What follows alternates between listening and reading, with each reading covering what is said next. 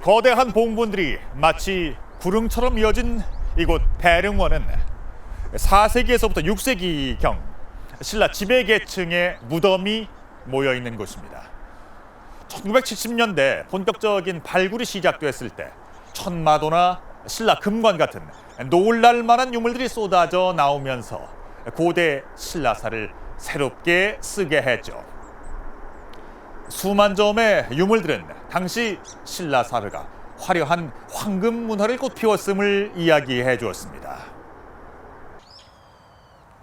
왕의 무덤은 수수께끼를 간직한 거대한 퍼즐 판과도 같습니다. 그 속에 묻혀있는 유물들을 조각조각 맞추어 나가면서 우린 1500년 전 역사의 진실로 한 걸음 더 가까이 다가설 수 있게 되는 것이죠. 수수께끼의 나라 신라. 오늘부터 2회에 걸쳐서 그 비밀을 파헤쳐 볼 텐데요. 먼저 오늘의 첫 번째 단서는 1500년 전 고대 신라의 유일한 회화 작품 천마도입니다.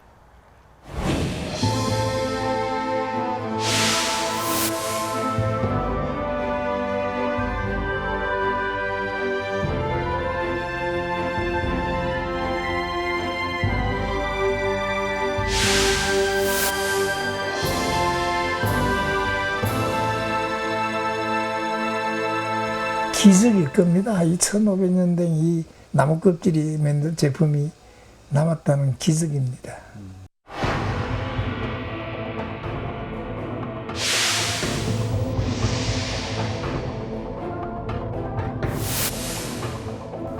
기린도가 되죠. 기린도가 예, 예. 그래서 이건 천마상이 분명합니다.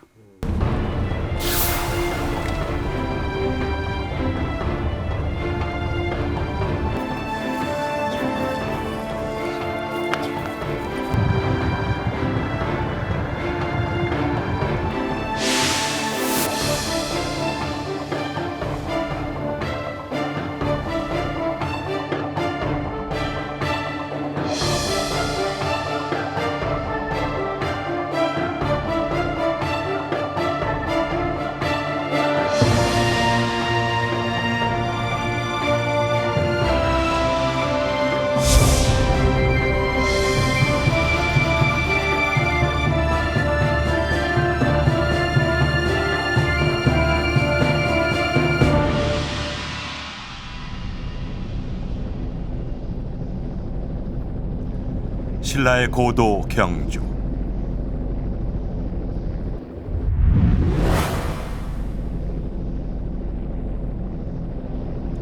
황남동 일대 대릉원에는 20여 개의 신라 왕족 무덤이 모여 있다.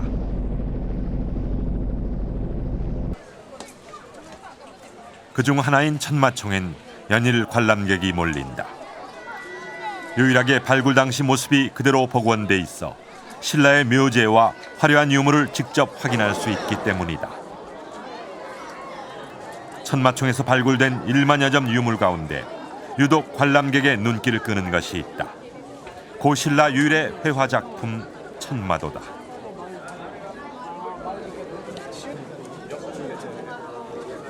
(1500년) 전의 그림 천마도는 어떻게 우리 앞의 모습을 드러낸 것일까? 달리는 말 같아?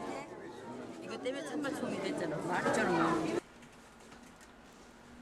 지난 1970년대 대한뉴스 자료를 찾아보았다. 당시 천마총 발굴은 엄청난 뉴스였다. 해방 이후 첫 신라 고분 발굴이었을 뿐 아니라 기대 이상의 유물이 쏟아져 나왔던 까닭이다.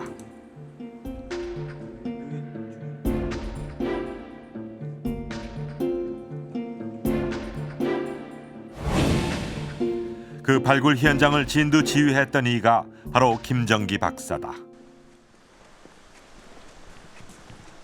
37년 전 세상을 놀라게 했던 천마도 발굴 이야기를 직접 듣기 위해 김정기 박사를 찾았다. 저희가 그 천마총 발굴 그때 담당하셨다고 말씀을 듣고 왔습니다. 그때 내가 했죠. 아, 그러셨군요. 그 당시에 천마도 발굴했던 일본 유학할 당시 고분 발굴에 참여했던 경험이 있었던 터라 경주 대릉원 발굴의 전격 책임자로 발탁됐다.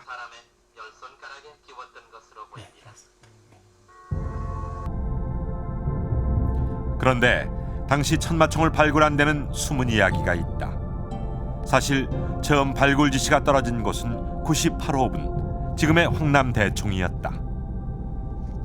지금 현재 이 고분은 경주 시민들에는 어떤 신앙적인 어떤 대상같이 돼 있고 또 우리나라에서는 덩치로서는 제일 큰 고분이니까 이걸 함부로 했다가 혹시 그렇게 되면은 많은 사람에게 실망도 시키고 또 목적하는 내부로 복원해서 뭐 공개한 이런 게 되질 않을 겁니다. 그래서 안전을 위해서 그 무덤의 근처에 있는 좀 작은 고분을 일단 조사를 해서 신라 고분에 대한 예비 지식을 얻기 위해 98호분에서 100여 미터 떨어진 155호분을 먼저 시험 발굴하기로 결정했다.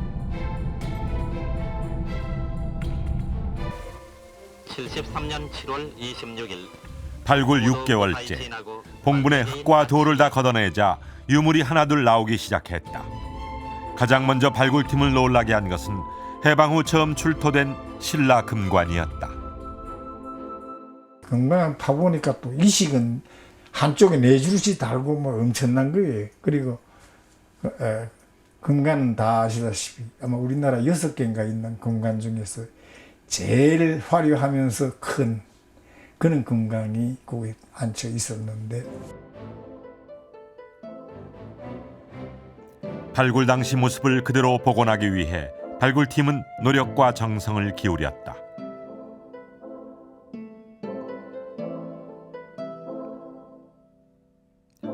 피장자가 누운 목관 주변의 유물들은 구슬 하나까지 원형 그대로 수습됐다.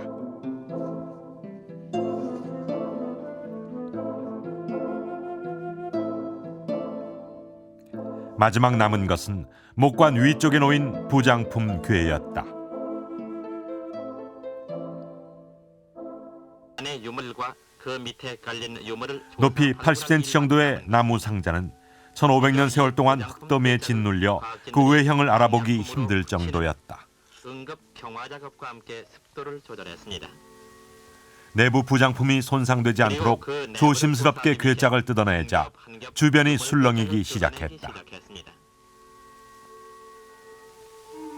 요 밑에 그림 같은 게 보인다고 뭐 밑에서 좀 더 본 것 같아요.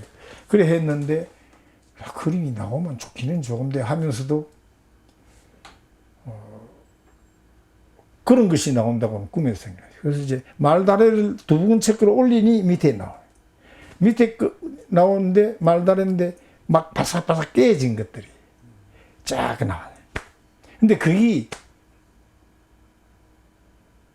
그 백화숲이 자작나무 껍질 이거를 여러 겹 해가지고 6mm 정도 두께로 만들어서 이렇게 그걸 만들어서 가운데 거기다가 이렇게 눕였어요.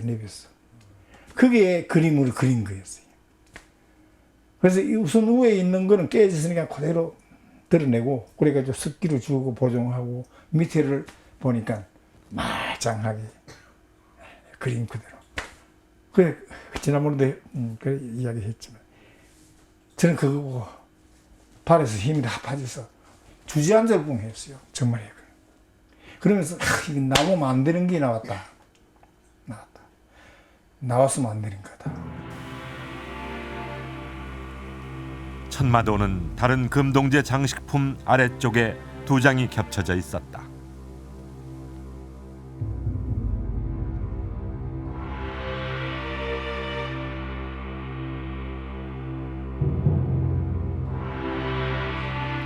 심하게 눌려진 상태였지만 조심스럽게 이물질을 걷어내자 금방이라도 날아오를 듯 생생한 천마의 모습이 드러났다.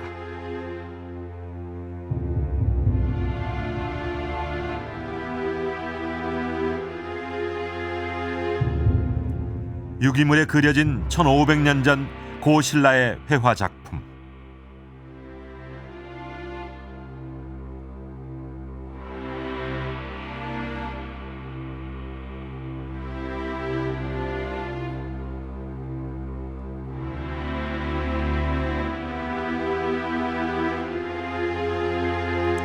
당시의 놀라움과 긴장감은 이루 말할 수 없을 정도였다.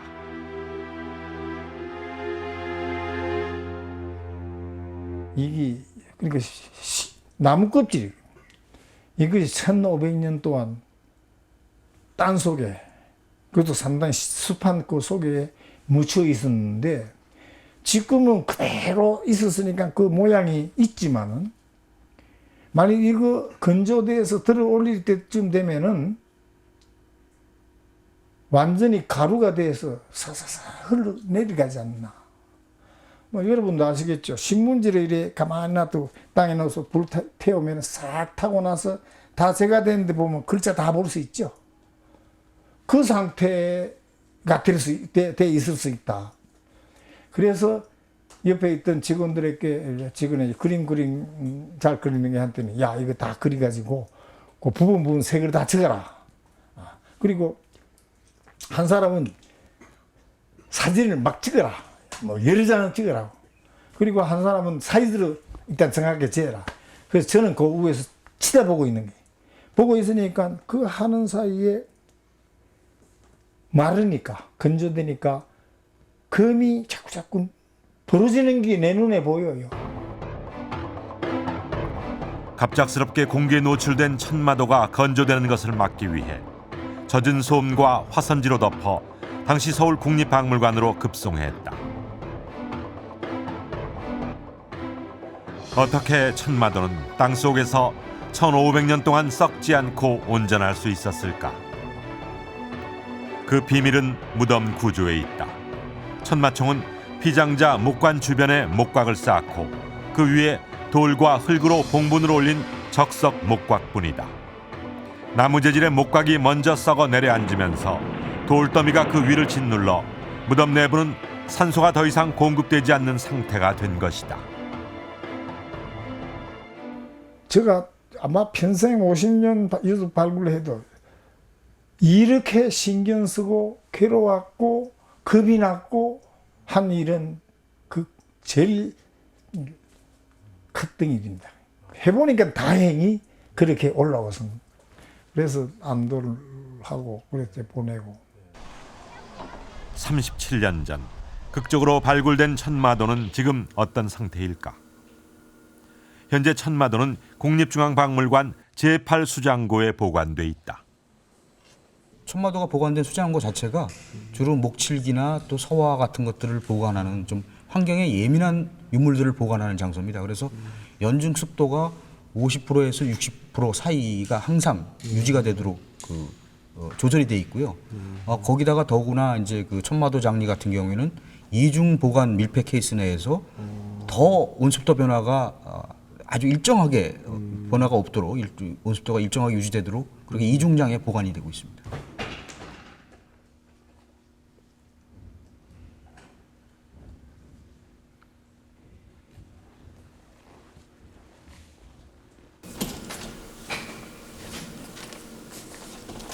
천마도는 그 실물이 공개된 적이 거의 없다.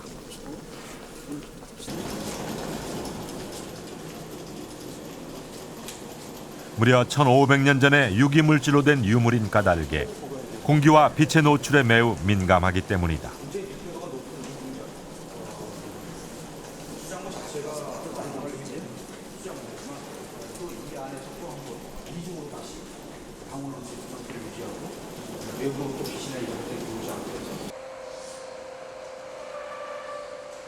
지금까지 실물이 공개된 경우는 2차례에 불과하며 한정된 시간, 제한된 장소에서만 허락됐다.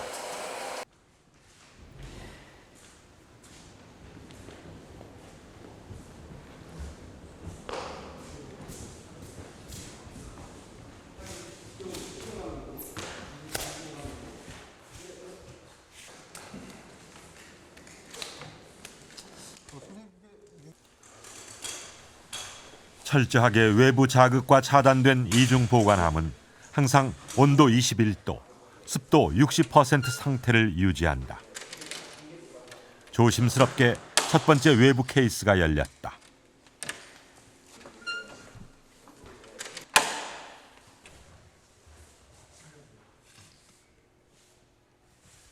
작은 충격에도 바스라질 위험이 있기 때문에 내부 유리함은 꺼낼 때 수평을 맞추는 것이 중요하다. 열어야 되지 않나? 이 상태로 가로 75, 세로 53cm. 천마도 실물 크기에 맞춘 유리함은 밀봉돼 있다.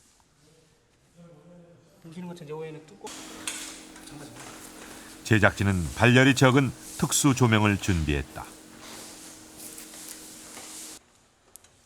드디어 1500년 전 고신라 회화 작품 천마도의 실물과 마주하는 순간 날아오를 듯 힘찬 기운은 여전하다.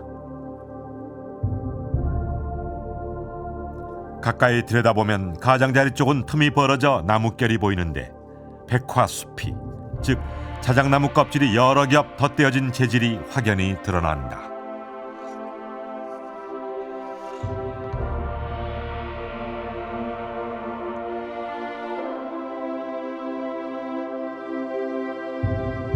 가운데 영험한 기운을 내뿜는 천마가 그려지고 가장자리는 반복되는 무늬를 둘렀는데 적, 백, 흑 세 가지 색의 안료가 쓰였다.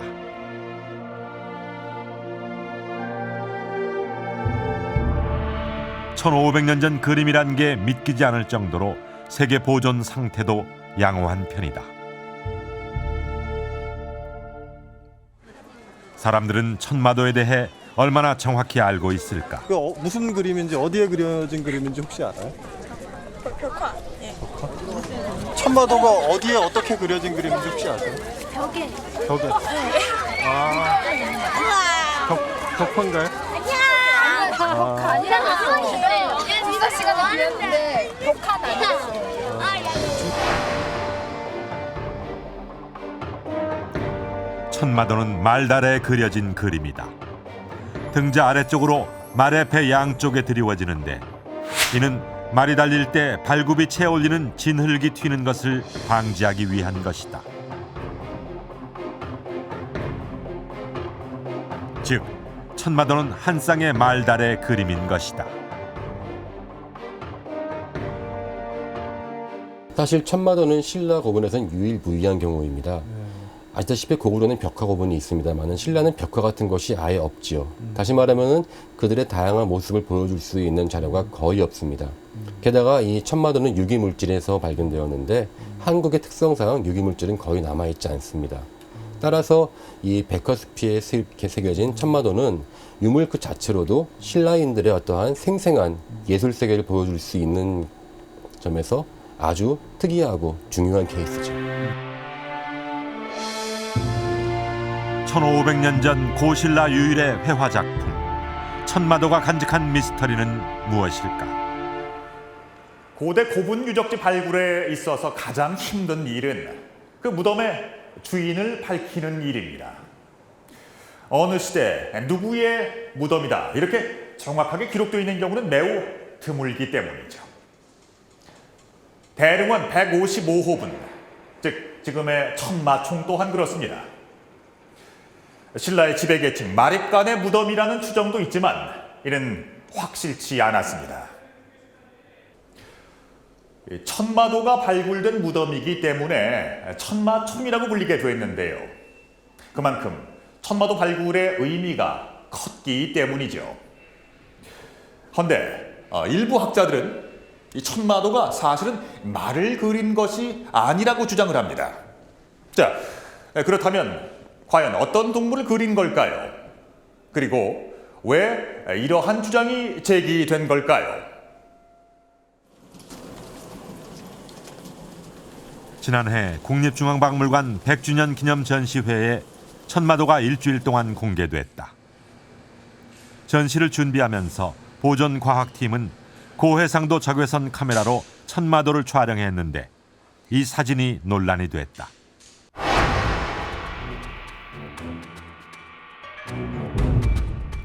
육안으론 잘 보이지 않던 머리 윗부분의 실루엣이 확실히 드러났는데 마치 뿔이 솟은 듯한 형상이다.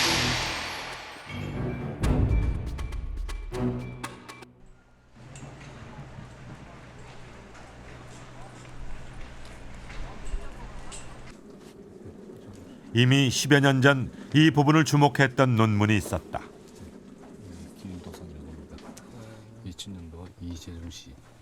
기린도상 연구고 또 제작진은 사학과 지난 2000년 발표됐던 대구 카톨릭대 사학과 박사학위 논문을 찾아보았다.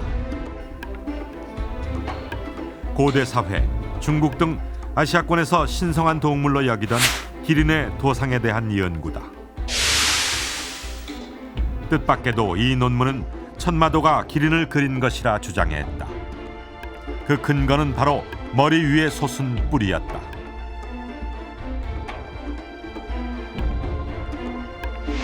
그래픽으로 천마도의 윤곽선대로 채색 복원해 보았다. 만일 머리 위에 솟은 부분이 뿔이라면 말에는 어울리지 않는 특징이다. 지난해 고해상도 적외선 사진이 공개되면서 천마도가 기린이란 주장이 크게 주목받았다. 말이냐 기린이냐는 학계의 논란도 증폭됐다.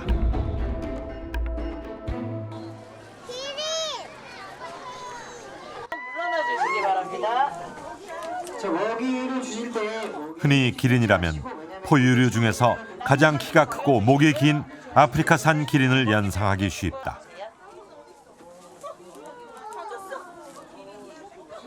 그러나 이런 모습의 기린이 동양권에 소개된 것은 명나라 때로 전해진다. 천마도 논란에 등장하는 기린은 중국 등 동양권에서 신성하게 여기던 상상의 동물이다. 옛날 사람들이 생각하기에는 봉황과 함께 아주 훌륭한 임금이 등장하면 나타난다라고 하는 어떤 상스러운 동물로 특징적으로는 일각수를 가지고 있고 전체적으로는 뭐 사슴, 말, 소의 형상을 혼합한 그런 동물입니다. 그러면 우리가 그 예. 동물원에서 보는 그 기린은 그 상상의 동물 기린과는 전혀 상관이 없는 거죠? 그렇죠. 네, 전혀 상관이 없이. 우리나라에서도 기린은 상스러운 동물로 여겨져 왔다. 그래서 하루를 천리 간다라는 기린의 흉배를 대원군이 착용했던 것으로 지금 추정되고 있습니다. 이 유물이 국립고궁박물관에 있습니다. 네. 그러니까 무슨 말이에요? 조선 후기 흥선대원군이 착용했을 것으로 추정되는 흉배 속 도상이 바로 기린이다. 전체적인 이미지는 천마도와 많이 다르다. 그러나 상징적인 부분에 주목해보자. 우선 모양은 다르지만 머리 위에 뿔이 돋았다. 90도로 치켜 올려진 꼬리, 몸통에 그려진 무늬, 그리고 양쪽 모두 말발굽을 가졌다. 이런 도상적 특징은 기린을 그릴 때 자주 등장하는 것들이다. 천마가 그려지는 그 장식되는 그 도구가 바로 말 안장의 장리입니다. 그런데 이제 말이 이 말에 표현하는 그림을 또 다시 말을 그렸을까? 물론 뭐 천마는 일반적인 말과 다르지만은 말이 아니라 좀 더 상스러운 동물로 표현했다면은 상상의 동물인 기린이 이미 그 시대에 그 초기가 됐기 때문에 기린이 아니었습니까? 세종실록에는 진상하는 동궁의 말다래에 기린을 그리라고 주문한 기록이 있다.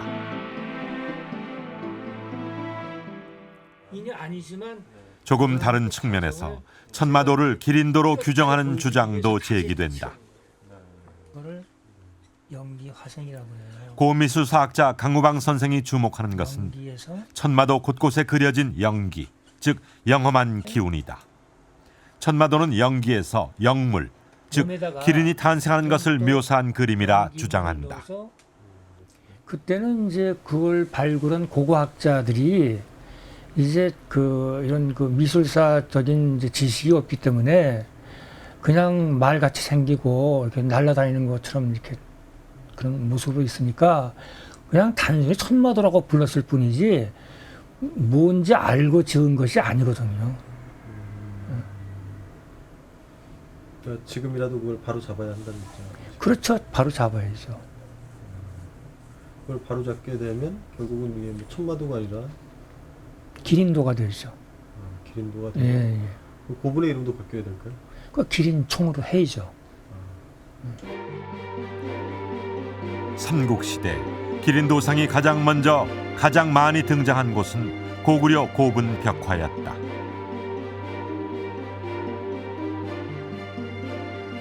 중국에선 더 오래전부터 기린이 고분 미술에 등장한다.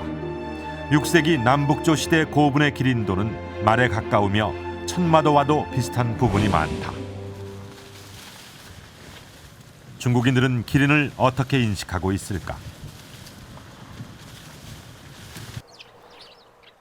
중국 산동성 주의 현에는 기린 마을이라 불리는 곳이 있다.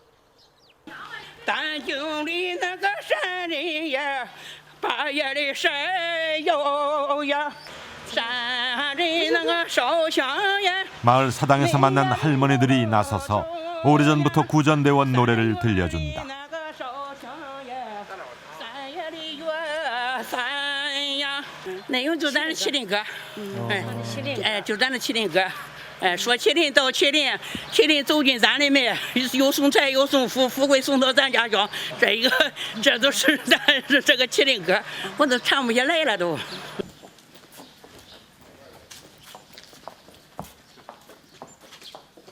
사당의 뒤쪽에는 기린의 무덤도 있다. 기린총. 이곳에 내려와 살던 기린이 죽어 묻힌 곳이라 여기는 곳이다.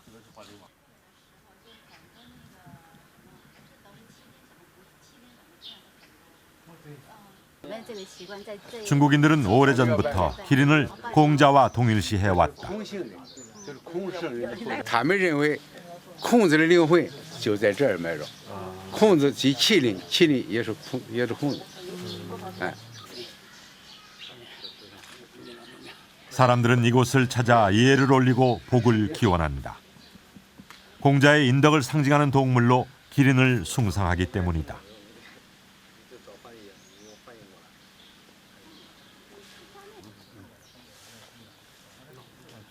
공자가 태어나고 죽을 때 기린이 나타났다 하여 동자를 태운 기린상은 이곳에서 흔한 도상이다.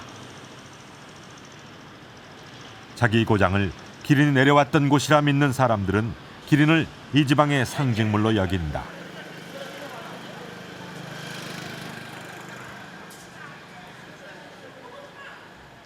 거리 곳곳 상점들은 이름에 기린의 린자를 즐겨 쓰고 있다.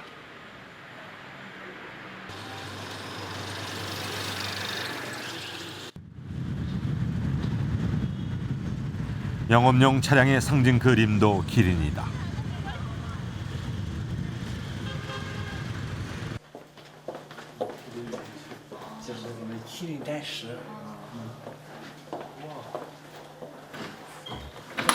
중국古代存在流传下来四大灵兽，就是麟、蚌、龟、龙四灵。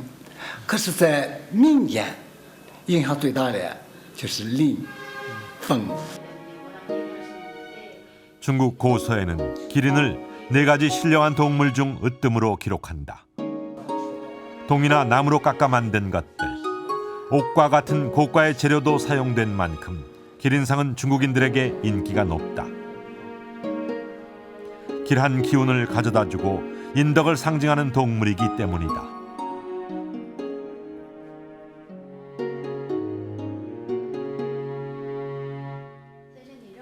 천문가에게 천마도에 대한 견해를 물어보았다. 我认为很可能受中国这个影响。你的脚这样一个一个花纹，虽然不像中国传说的麒麟一样一片连着一片，但毕竟像麟一样的花纹，而且没有翅膀。说从这个意义上来说，更像中国的麒麟。 가장 일반적인 기린 도상은 부리부리한 눈에 뿔이 나 있고 말발굽을 가진 형상이다. 이는 조선 후기 흥선대원군의 흉배 기린도와 닮아 있고 천마도는 흉배와 공통된 특징을 가졌음을 확인했다. 그렇다면 천마도는 정말 기린을 그린 것일까? 중국 신화 속에 등장하는 상상의 동물 기린은 오늘날까지도 상스러운 동물로 여겨지고 있습니다. 사서에서는 기린에 대해서 이렇게 묘사를 하고 있습니다. 머리엔 뿔이 있고 사슴의 몸을 가졌으며 말 발굽과 갈기를 지녔다. 천마도에 대한 논란은 머리 위의 솟은 부분으로부터 시작이 됐습니다. 머리 위의 뿔은 천마도가 사실은 기린도라고 하는 주장의 결정적인 근거로 제시됐죠. 하지만 처음 발굴할 당시 말다래가 천마, 그러니까 막 비상하려는 말을 그린 것이란 주장은 여전히 유효합니다. 우린 여기서 또 한 가지 의문에 직면하게 됩니다. 그렇다면 천마도의 머리 위쪽에 돌출된 부분, 즉 뿔을 어떻게 해석해야 할까요?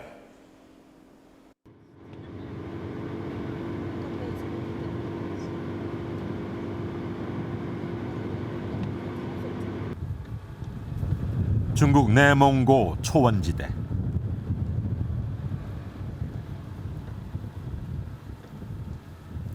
이곳 사람들은 지금도 양떼를 방목하며 유목민의 삶의 방식을 지키며 살고 있다.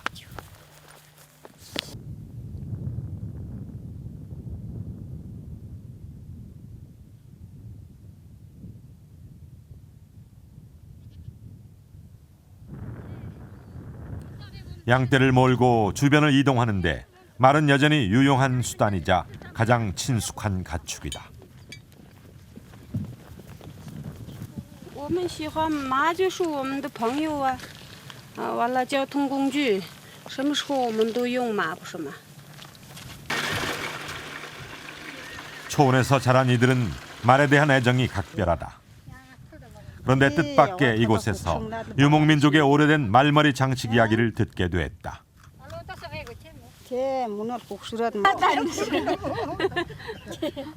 这个就是赛马的时候，夏天那个色兵节了，或者是那个拿大木了、奥运会的时候，那个赛马的时候这么编，把鞭子好好的扎上，完了跑赛的时候跑得快不是吗？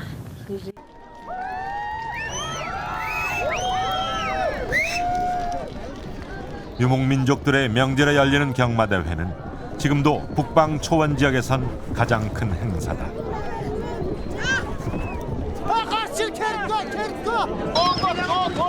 누가 더 빨리 달리는 말을 가졌는가, 자존심이 걸린 싸움이기도 하다. 그런데 자세히 보면 경주에 참가한 말들은 모두 머리 쪽 갈기를 묶어 상투를 올렸다.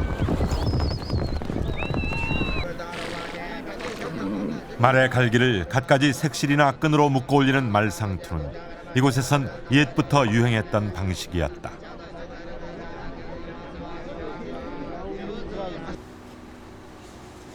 말머리를 화려하게 치장하는 풍습은 유라시아 대륙의 초원지대, 기마 문화에선 보편적인 것이었다.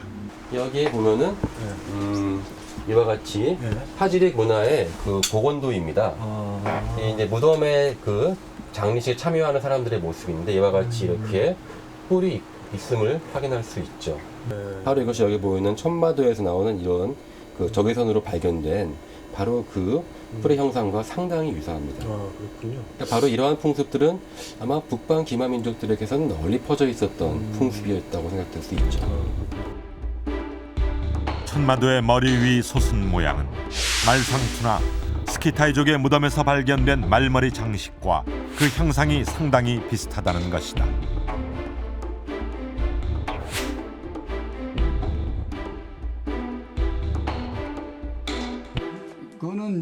그렇다면 천마도의 뿔도 이런 말상투를 그린 것일까? 들으신 거 아닙니까? 네. 여기 말마다 뿔이 나 있습니다. 요래. 그러네요. 여기 다. 뭐 여기도 그렇고 여기도 그렇고. 우리 고대사의 유물에서도 말상투는 적지 않게 나타난다.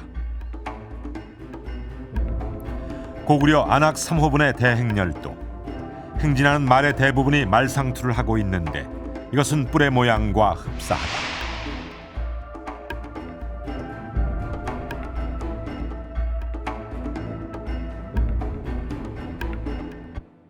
이 천마는 분명 뿔이 있다. 왜? 뿔은 이제 난 뿔이 아니고 말 갈기 가지고 뿔 모양을 만들었습니다. 그걸 말상투라 합니다. 상투를 한나라 때부터 쭉 신라의 그 많은 그 그림이라든지 또는 이래 조각이라든지 소조상에서 그 뿔이 나타나거든요. 그래서 이거는 천마다. 경주 금령총에서 출토된 기마인물형 토기는 천마총 축조 시기와 비슷한 때인 5, 6세기경의 유물인데 그 말머리에 섬세하게 말상투가 묘사돼 있다.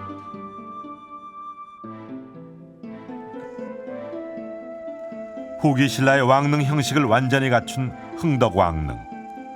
봉분 아래 12지신 상이 새겨져 있는데 그 가운데 말상의 머리에서도 말상투가 발견된다.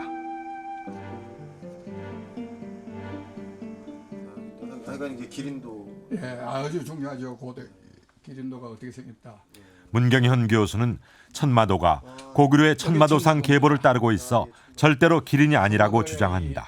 말 꼬리가 이래 된 거 요거 다 넣었잖아요. 발 모양이 또 달랐습니다. 덕흥리 고분 벽화에는 천마지상이라는 명문이 있는 천마 그림이 있다. 지켜 세운 꼬리 부분의 갈기 표현과 다리의 굽은 모습이 천마도와 매우 흡사하다.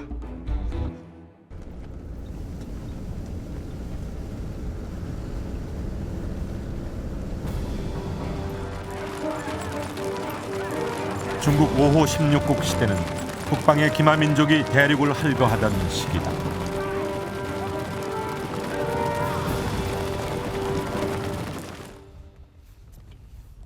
간수성의 주천고분은 이 시기 축조된 무덤이다. 쟤는 죽었다.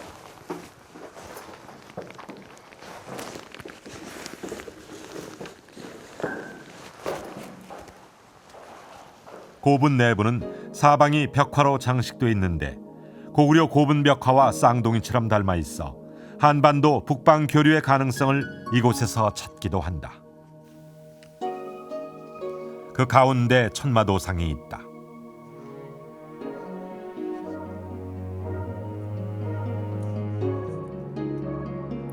붉게 채색된 말상투가 머리 위에 솟아있고 다리는 안쪽으로 굽어있다.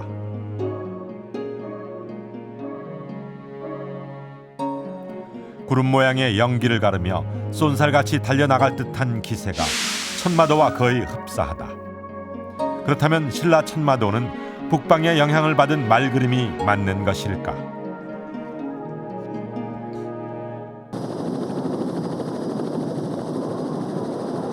야생의 말은 길들이기 어려운 동물이었다. 그런 말을 인간이 다루게 되면서 고대사는 재편된다. 말은 민족의 이동과 교류를 가능하게 했으며 말을 다루는 민족이 영토를 확장해 나갔다.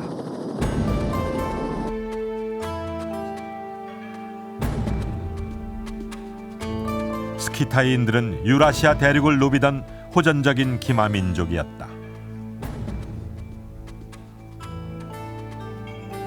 고분에서 출토된 유물로 추정해본 복원도다. 여자도 전사로 전쟁에 참여했으며 황금 갑옷에 황금 말장식을 하고 있다.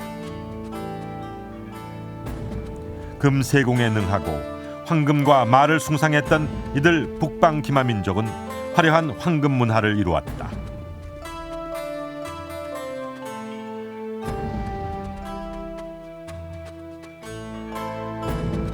무덤에는 말이 함께 순장돼 있었는데 이것은 북방 기마 민족의 대표적인 장례 풍습이었다.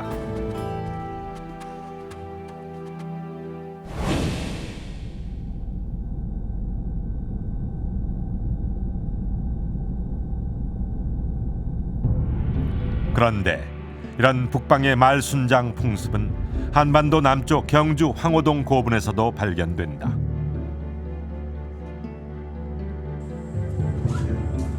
사, 5세기 신라 고분에서 발견된 순장된 말의 뼈는 무엇을 말해주는 것일까?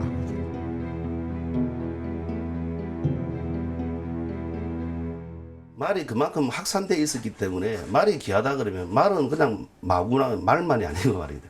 그 말을 키워야 되지 않습니까? 그게 상당히 그 대규모한 일이고 그 뭐 어떤 큰 조직으로서 관리하지 않으면 안 되는 그런 상황에서 말을 갖다가 이렇게 죽일 수 있다는 상태란 거는 말을 갖다 마사, 그러니까 말을 기르고 여러 가지 하는 게 상당한 수준에 도달했다는 이야기를 한번 증명하는 게 아니겠습니까? 4, 5세기경 이미 사회 전반에 확산된 신라의 기마문화, 그리고 천마 사상은 그들의 건국 신화에도 담겨 있다.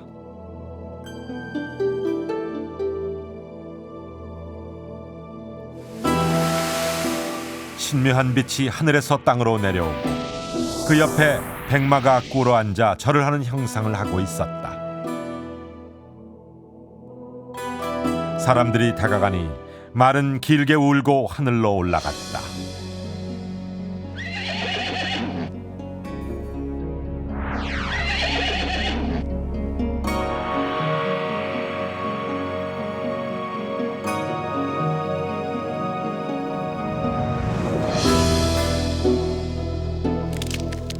붉은 알이 쪼개져 동자를 얻었는데 이 아이가 혁거세로 13세가 되던 해 왕이 되어 신라를 건국했다.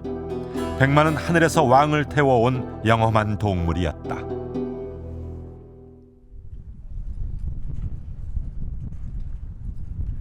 지난해 경주 쪽샘지구 발굴 현장에선 신라 기마문화를 새롭게 조명할 유물이 발굴됐다. 중장기병의 말 갑옷이 출토된 것이다.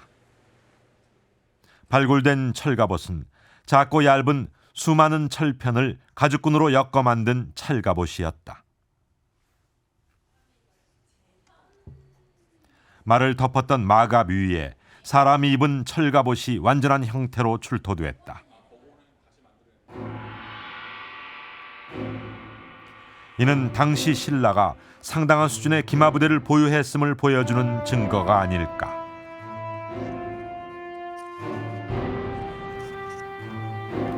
사, 5세기 고구려 고분 벽화에는 철갑옷을 입은 계마무사가 자주 등장한다. 무사와 말 모두 비늘 형식의 찰갑을 한 세트로 착용해 방어력을 높인 가공할 위력을 가진 기마부대였다. 당시의 찰갑을 원형대로 복원하여 착용해 왔더니 예상외로 무게는 가볍고 활동하기 불편함이 없었다. 말로 대표되는 기마문화는 고대 사회에서 국가의 군사력, 즉 국력을 말해주는 것이었다.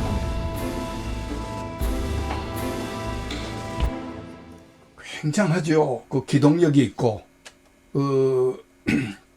그리고 가공할 그 스피드가 있지 않습니까? 그래서 전쟁에서는 기마전을 구사하는 사람들이 정복자가 됩니다. 고구려와 북방으로부터 기마문화를 적극적으로 받아들였던 신라는 높은 수준의 기마문화를 스스로 발전시켜 나갔다. 대릉원의 황남대총은 남한 지역 최대 규모의 고군이다. 남북분으로 나뉘어진 신라 지배계층의 부부묘로 알려졌는데 금관을 비롯한 화려한 황금 유물 6만여 점이 쏟아져 나왔다. 이 가운데는 상당한 수준의 말갖춤 장식도 포함되어 있다.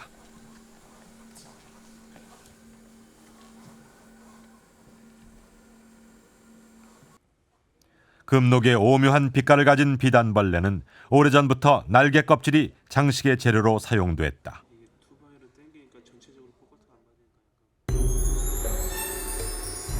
나무 심 위에 비단벌레 날개를 깔고 그 위에 금장식을 얹어 금침으로 고정시켰다.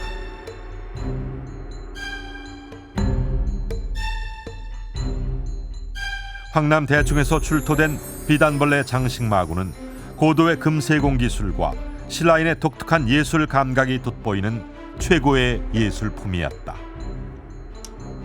지금 현재 실무로 나가 있는 것 중에서는 당시로서는 최고 수준이라고 볼 수 있죠. 지금 말을 하자면 고분에서 나오는 것 중에서 당시의 기술을 알 수 있는 가장 화려한 물건들이 지금 마구에 집약되어 있다고 보시면 될 것 같습니다. 천마총 목관 위에 별도로 놓아둔 수장괴. 이 나무 상자에는 천마가 그려진 말다래를 비롯해 금동 말가리개, 말안장, 등자와 같이 말 장식품만 따로 모아져 있었다.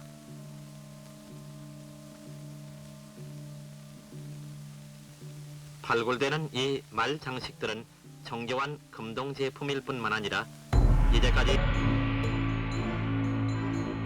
이는 당시 신라 사회에 북방의 기마 문화, 말 숭배 사상이 깊숙이 자리 잡았음을 의미한다. 고대 사회에서 말은 권력이자 힘이었다. 화려한 말갖춤 장식은 최고 권력자 왕의 죽음에 예를 다한 최고의 부장품이었던 것이다.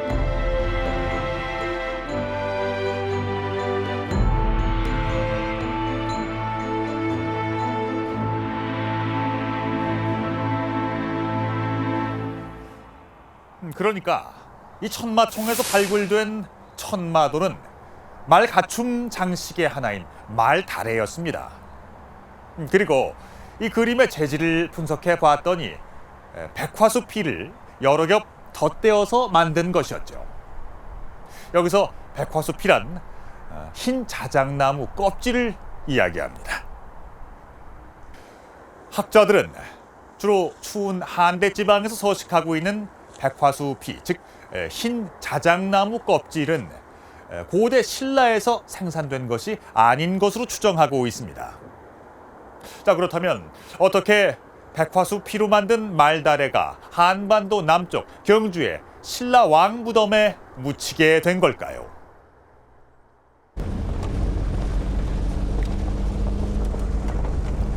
내몽고 북쪽 지역엔 10월에 벌써 눈발이 날린다.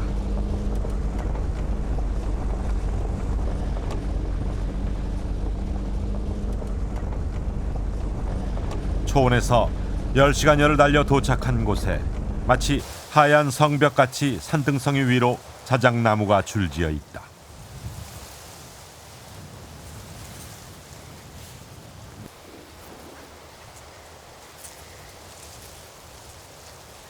조밀하게 자작나무가 자라나 있는 내몽고 어룬춘 지역은 여러 갈래 북방 유목민족 가운데 하나인 오로첸족의 근거지였다.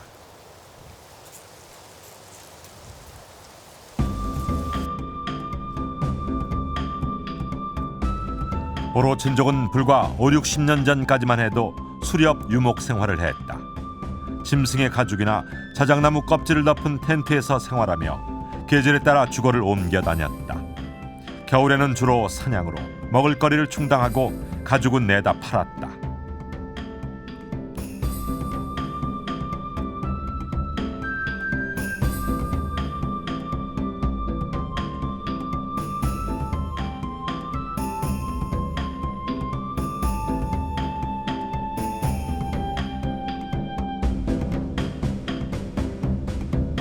샤머니즘의 전통이 남아있는 이들에게 백화수, 즉 자작나무는 신앙의 대상이기도 했다.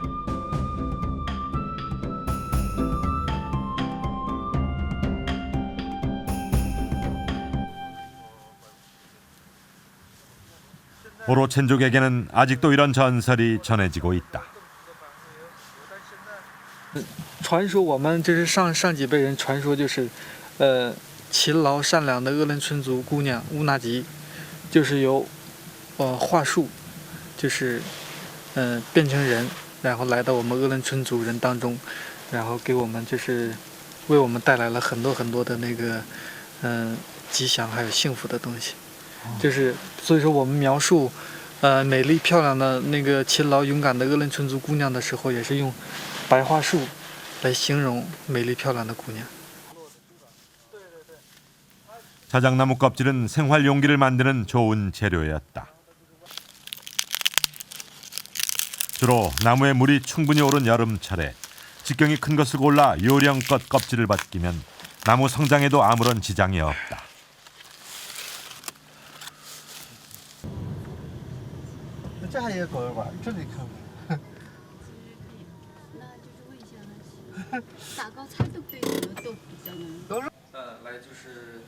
자작나무 껍질은 그 자체로 방부, 방습의 효과를 지녔다. 공예품을 만들기에 유연하고 매끄러운 재질을 가지고 있어 채색도 용이하다. 그래서 백화수피로 만든 생활용품은 북방 유목 지역에선 흔한 것이었다. 백화수피 위에 낙화, 즉 인두로 지져 그림을 그리는데 말과 유목민의 풍경은 이들이 즐겨 그리는 소재다.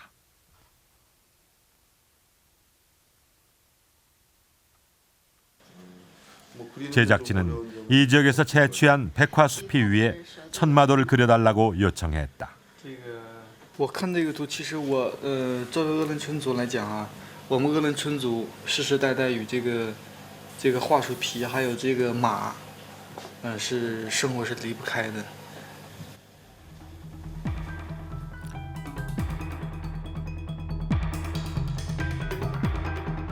자신이 늘 그려온 말과 비슷해서일까?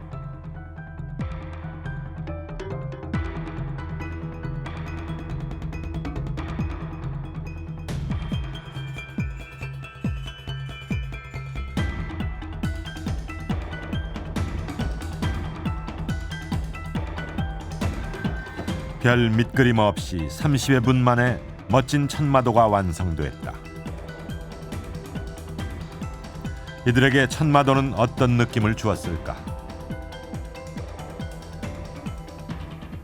踏着祥云，就是来到我们的身边，这样嘛，踏着祥云，然后来到我们身边，他嘴里吐着火啊，马踏着祥云，带着火，就是感觉，这是马神嘛，是吧？对我们的一种这个恩惠。 1500년 전 신라의 화공도 이렇게 북방의 백화수피 위에 천마도를 그렸던 것일까?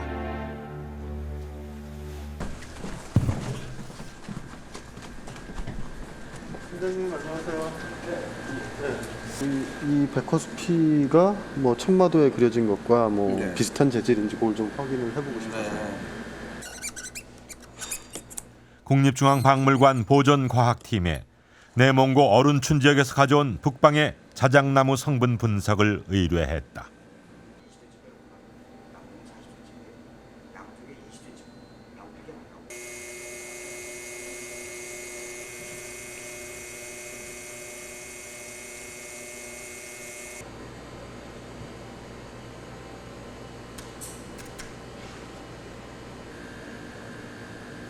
과연 천마도의 재질과 얼마나 일치할까?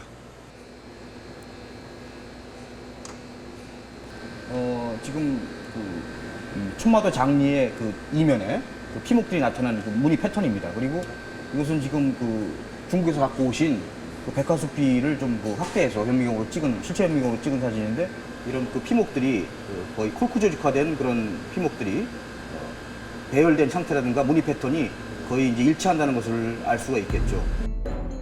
천마도 재질과 제작진이 가져온 백화수피는 그 단면의 무늬와 결 역시 일치했다.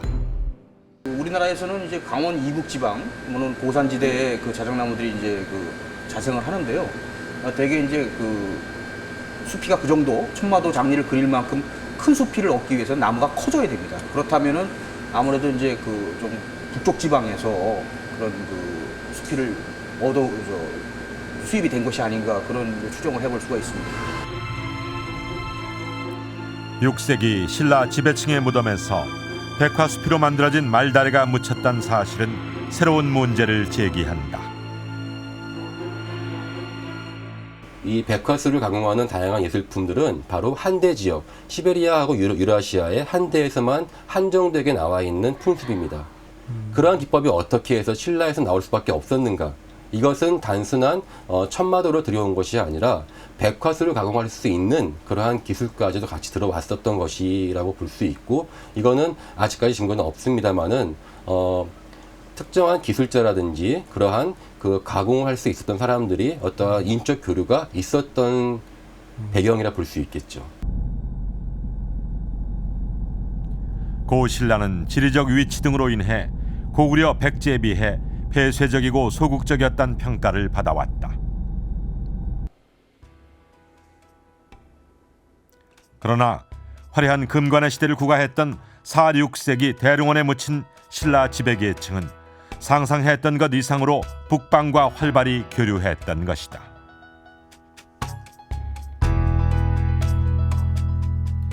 신라에서 화려하게 꽃핀 독창적인 황금 기마 유물들이 그것을 말해준다.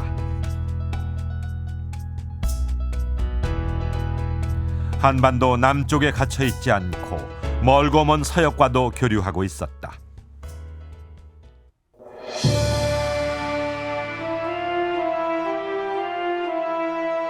북방과 적극적으로 교류하며 좀 더 넓은 곳으로 진출하려는 신라 지배계층의 강한 열망.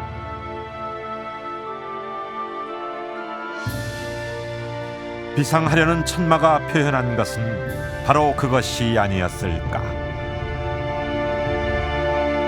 1500년 전 고대 신라의 회화 작품. 그런데 놀랍게도 우리가 천마도를 통해서 엿보게 된 것은 유라시아 대륙을 누볐던 북방 유목문화였습니다. 천마총에서 출토된 유물 가운데 우리가 주목해야 할 것이 또 한 가지 있습니다. 바로 신라 금관입니다. 여기에서 또 한 가지 수수께끼가 이어집니다. 다양한 북방 문화와 접했던 화려한 금관의 주인공들. 이곳 대릉원에 묻힌 신라 지배계층은 과연 누구였으며 그들은 어디에서 왔던 걸까요?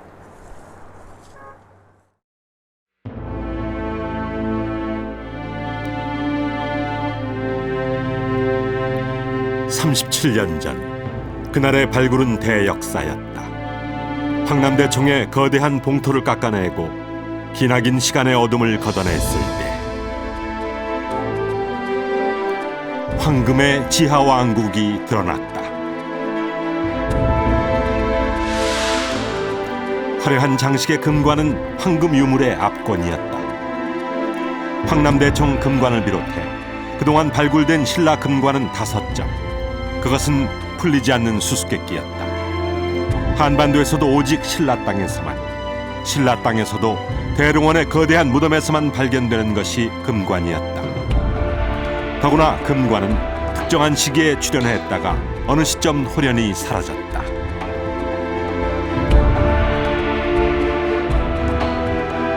(1500여 년의 시간을 넘어 신라 금관이 간직해온 비밀은 무엇일까? 왜 갑자기 사라진 걸까?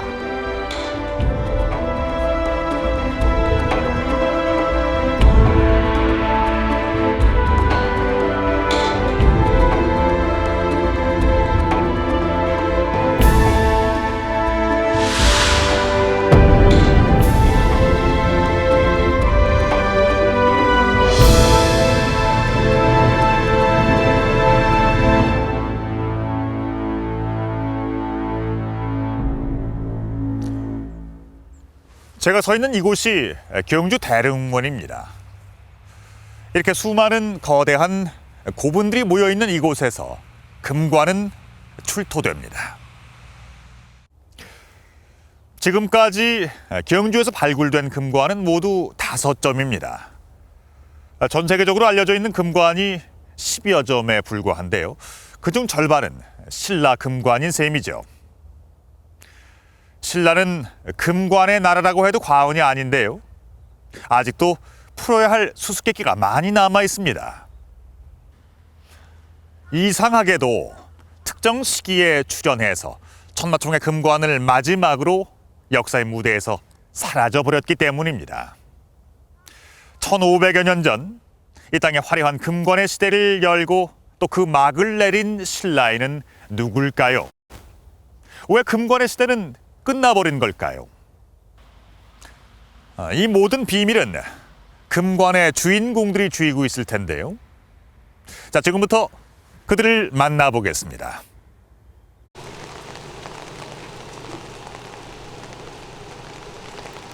금관 시대의 마지막을 장식한 인물, 천마총 주인에 대한 단서부터 찾아보기로 했다.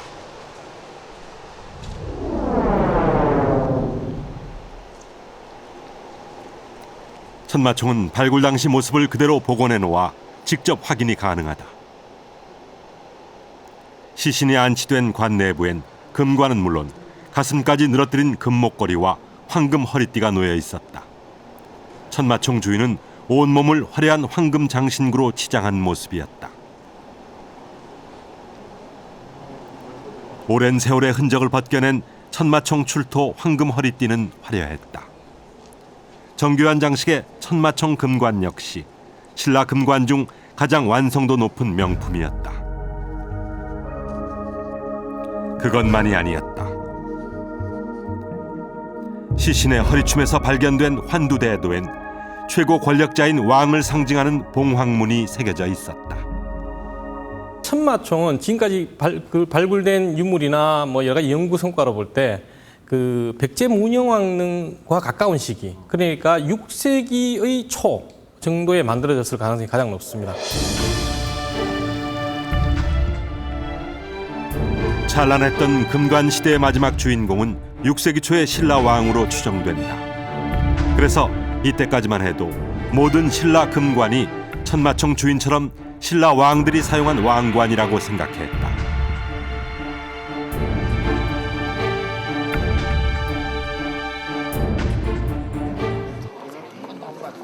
그런데 연이어 발굴된 황남대총 유물이 우리의 상식을 뒤흔들어 놓았다.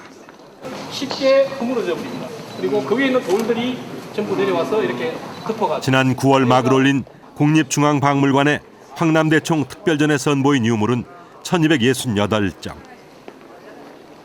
눈부시게 화려한 금동 신발부터 아름다운 황금들에게 장식에 이르기까지 황금 문화의 정수를 보여주는 유물이었다. 전시실의 낮은 조명 아래서 황남대총 금관은 빛을 발했다.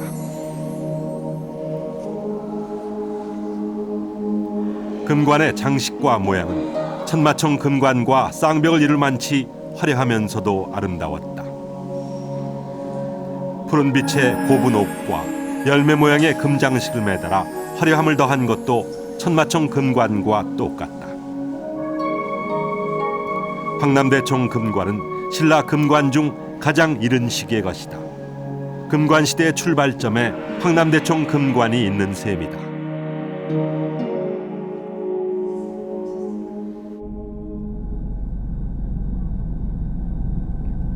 대릉원에서 가장 크고 기이한 모양의 황남대총은 2개의 무덤을 이어 만든 쌍분이었다.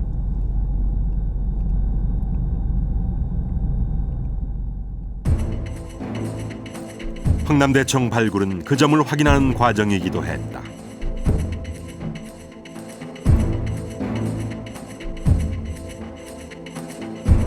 발굴은 북분에서부터 시작됐고 화려하기 그지없는 금관은 이곳에서 발견됐다.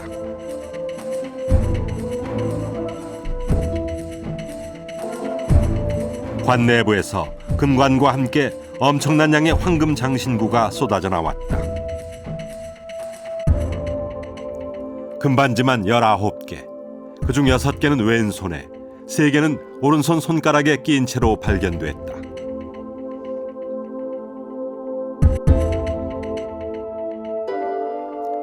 호화로운 장신구들로 미루어 볼 때 황남대총 북분의 주인은 여성일 가능성이 컸다. 부장품 수장부에서 발견된 장식품에 결정적인 단서가 들어있었다.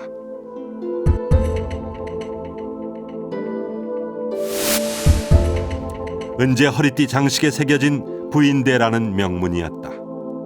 그 허리띠에 부인대라고 하는 명문이 적혀 있습니다. 부인의 허리띠. 당시에 왕족이나 귀족들의 여성을 높여서 부인이라고 불렀고요. 왕비의 경우는 대부인 이렇게 불렀던 사례가 있는데, 그런 사례를 통해서 본다면 황남대총 북분의 여주인공은 여성일 가능성이 높다. 그런데 여왕은 아닌 아마도 왕비일 가능성이 높다고 생각합니다.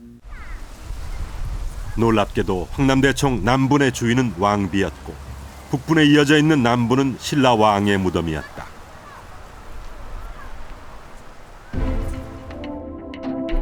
황금 허리띠와 함께 발견된 환두대도가 그 점을 명백히 해주었다.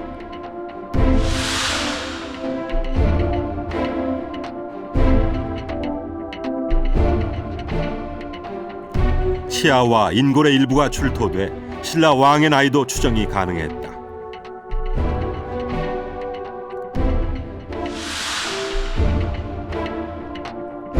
관 내부에서 나온 12개의 이빨과 5점의 두개골 조각. 분석 결과 60세 전후의 남자로 밝혀졌다.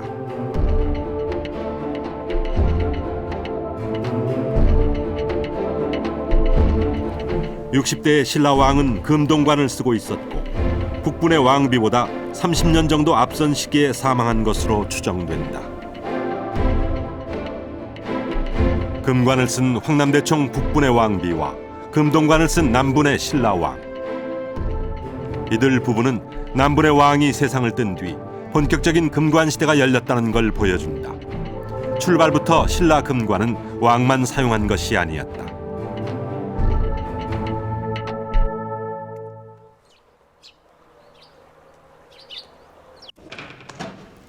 해외 전시를 마치고 돌아온 금룡총 금관의 주인도 뜻밖의 인물이었다. 겹겹이 싼 포장을 풀자 금룡청 금관이 모습을 드러냈다. 금관을 옮길 때는 한지로 만든 고리에 받쳐 들어올린다. 훼손을 방지하기 위한 연구원들의 손길은 조심스러웠다.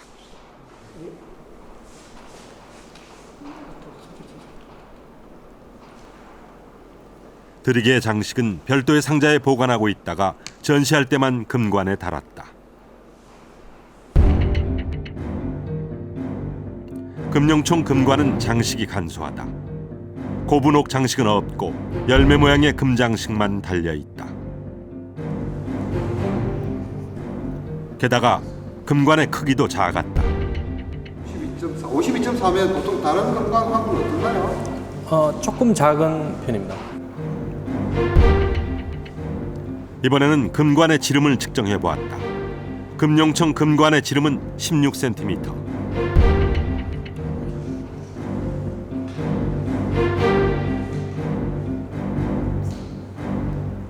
황남대총 북분 금관보다는 1cm가 적고요. 천마총보다는 3cm가 적은.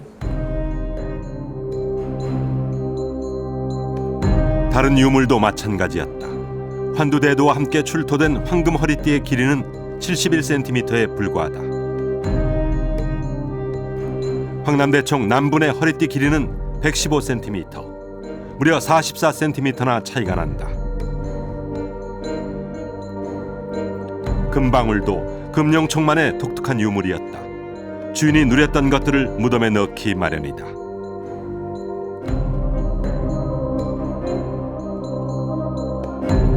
출토 유물에 비추어 볼 때 금룡총 주인은 15세 전후의 나이에 접어든 신라의 왕자로 추정된다. 금룡총에서 발견된 모든 장신구의 크기가 기본적으로 작다. 이것은 그 착용자 자체가 그 나이가 어린 것이 아닌가 이렇게 추정할 수 있습니다.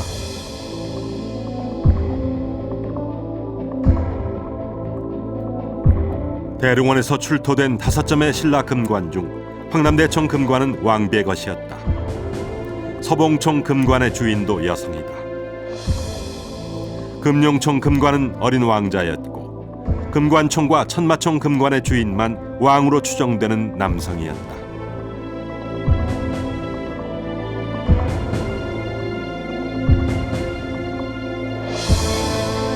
신라 금관은 왕만 쓴 것이 아니라 왕과 가까운 왕족들도 금관을 썼던 것이다.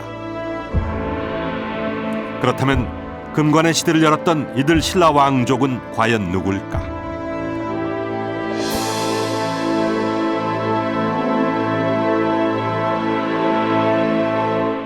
이곳은 국립중앙박물관에 마련되어 있는 황남대총 특별 전시실입니다. 금관이 출토된 무덤의 실내 구조를 실물의 90% 크기로 재현해 놓은 곳이죠. 일찍이 한반도에서는 없었던 독특한 구조를 띠고 있습니다. 보시는 것처럼 이렇게 통나무로 짠 거대한 벽을 세워서 무덤 방을 만들고 그 안에 관을 모셨습니다. 원래 이 통나무 벽 안에는 강돌이 빼곡하게 차 있었다고 합니다. 이 중앙에 위치한 이것은 무덤 주인을 모셔놓은 관입니다. 금관이 출토된 곳이죠. 그리고 시신이 모셔져 있는 이 머리맡에 딸린 상자는 고인이 생전에 사용했던 물건을 담아놓은 곽입니다.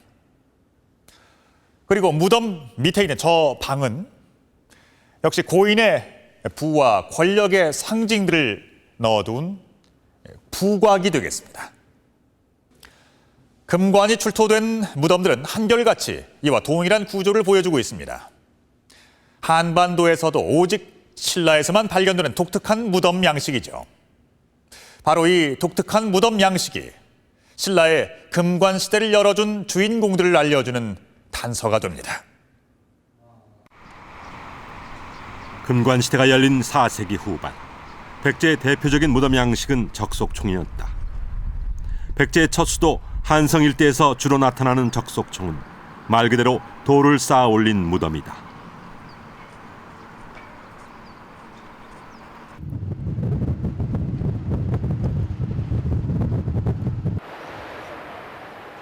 중국의 지반 일대에 널리 분포되어 있는 고구려 무덤들.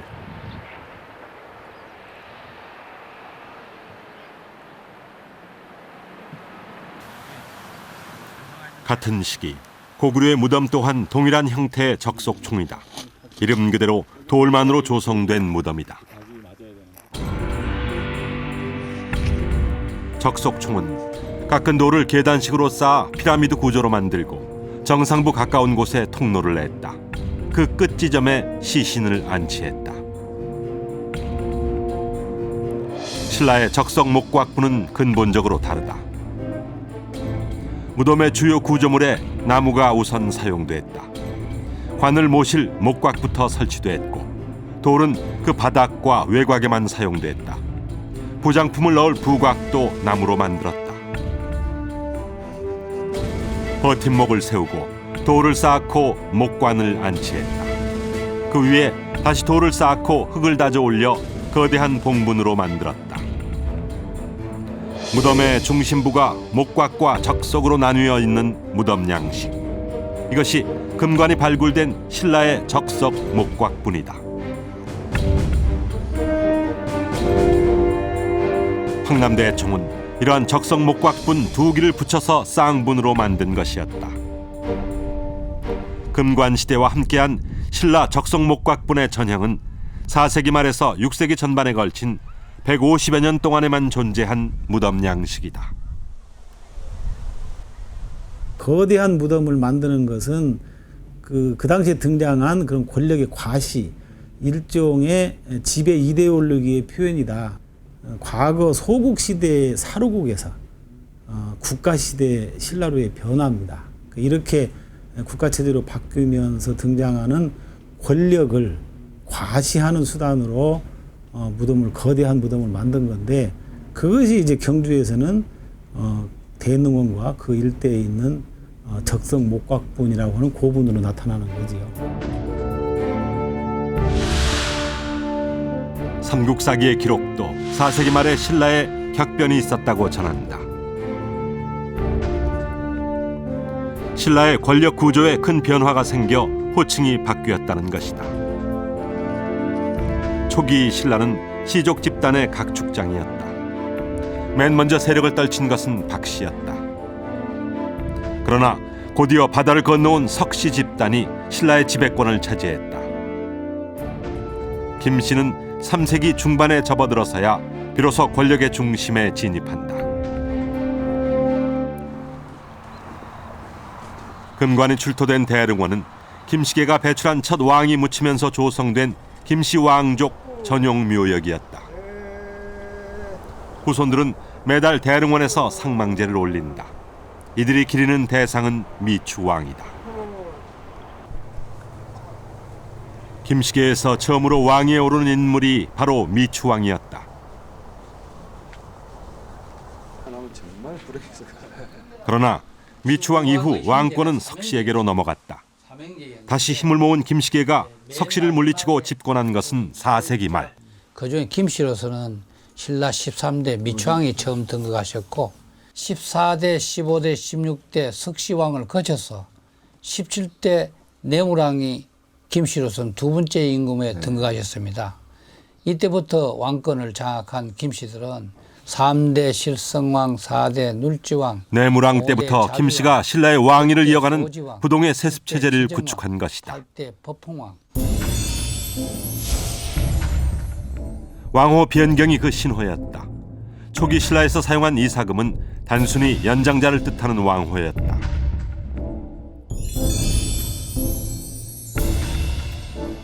내무왕이 이사금이란 왕호를 폐지하고 선택한 왕호는 마립간이었다.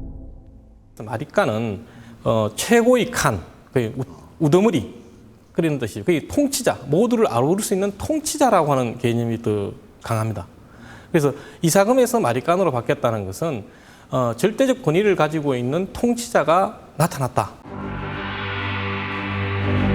왕위 쟁탈전에서 최후의 승자가 된 내무왕은 굳건한 김씨 왕족의 통치 시대를 열어갔다. 삶에서 죽음에 이르기까지 마립간 시대의 김씨 왕족은 이전의 집권 세력들과는 달랐다. 무덤에 넣는 부장품도 살아생전 누렸던 황금 제품으로 가득 채웠다. 황금은 마립간 시대의 상징이 됐고 김씨 왕족은 그 심벌로 신라를 황금의 나라로 만들었다.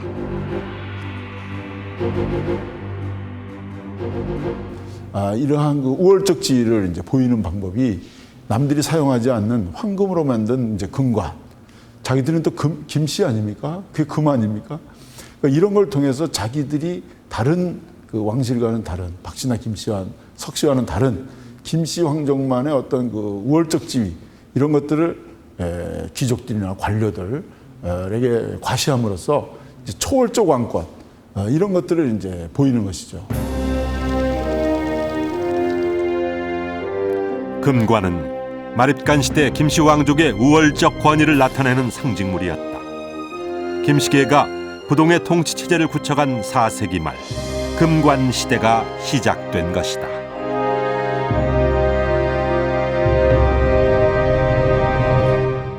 황금빛 찬란한 금관은 그 자체만으로도 신비로운 분위기를 만들어냅니다. 게다가 최고 권력자인 마립간이 걸음을 옮길 때마다 금관에 햇빛이 반사될 때면 더욱 눈부신 광채가 났을 겁니다. 특히 이 금관의 신비로움을 더해주는 것은 금관에 솟아있는 독특한 장식입니다. 이 금관을 자세히 들여다보면 세 그루의 나무와 사슴뿔을 모티브로 형상화했다는 것을 알 수가 있는데요. 신라의 모든 금관은 이 천마총의 금관과 같이 독특한 장식이 솟아 있습니다. 지금 보시는 것처럼 신라 금관을 펼쳐놓게 되면 사슴뿔과 나뭇가지의 형상을 한눈에 알아볼 수가 있는데요. 이렇듯 장식은 신라 금관만이 갖고 있는 독특한 형식을 이루고 있는 것입니다. 자, 그렇다면 과연 이런 장식은 왜 달게 됐으며 또 어떤 의미를 갖고 있는 걸까요?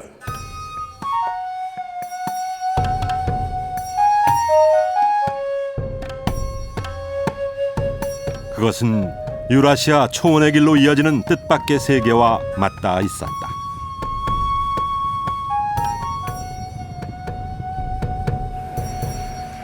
북방 유목민의 영토인 카자흐스탄 이식. 양떼들이 풀을 뜯는 초원에 거대한 쿠르간이 우뚝 솟아있다.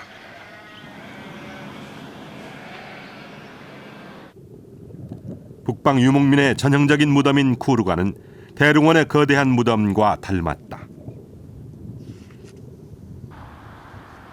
지난 69년 이곳의 쿠르간에서 놀라운 유물이 발굴됐다.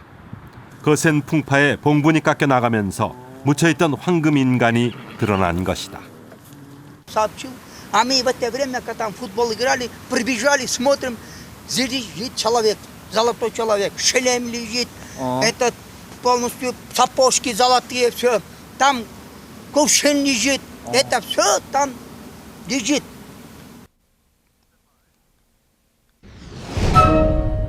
알마티 역사 박물관에서 황금 인간의 진면목을 만날 수 있었다. 수천 점의 황금 조각을 붙여서 만든 갑옷을 입은 황금 인간은 머리끝에서 발끝까지 황금으로 치장했다.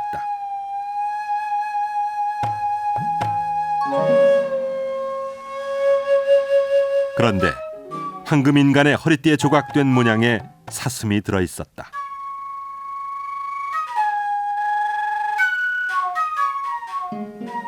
더욱 놀라운 것은 황금 인간의 모자였다.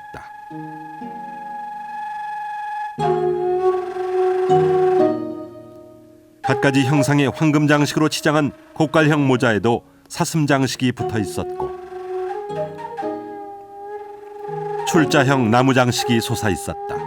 신라 근관의 나뭇가지 장식과 같은 형상이다. 황금 인간은 누굴까? 왜 모자에 황금의 사슴과 나무 장식을 단 걸까? Он был вождем, небольшим царем какого-то племени дайюэджи. Ну, золотой человек был вождем и жрецом одновременно. То есть он был царь и главный священник. Корона царя и весь костюм, он символизировал власть над обществом и над миром. 황금 인간은 아득히 먼 기원전 북방의 초원지대를 누비고 다닌 대월지족의 왕이었다. 그런데 발굴 사진을 보면 그의 무덤이 대릉원의 김씨 왕족의 무덤 양식인 적석 목곽분임을 알 수 있다. 황금 인간의 무덤과 모자 장식이 김씨 왕족의 상징과 일치하는 것은 그저 우연일까?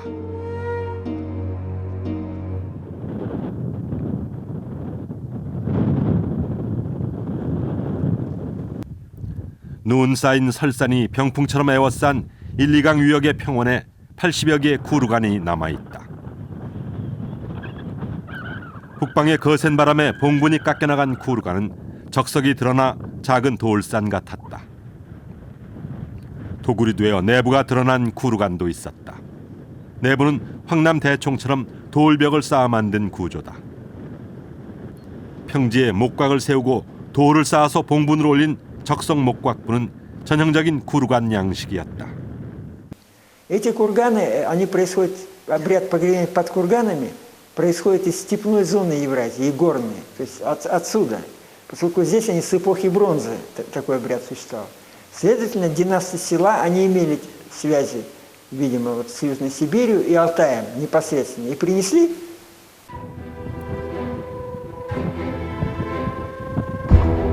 초원지대를 지배한 북방 유목민은 수없이 바뀌었다. 훈족이 지나갔고 투르크족이 지나갔으며 선비족과 몽고족이 지나갔다.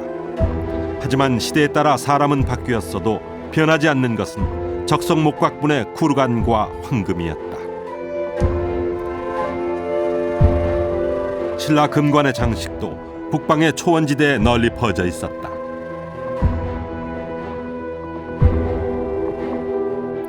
인골과 함께 발굴된 틸리테페 금관이다. 신라보다 앞선 시기에 나무 장식을 쌓아 올린 금관이 북방의 초원지대에 존재한 것이다.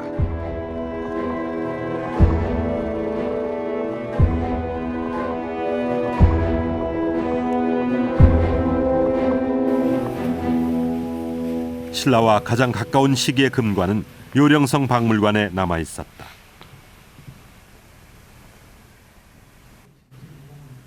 선비족의 보요관이다.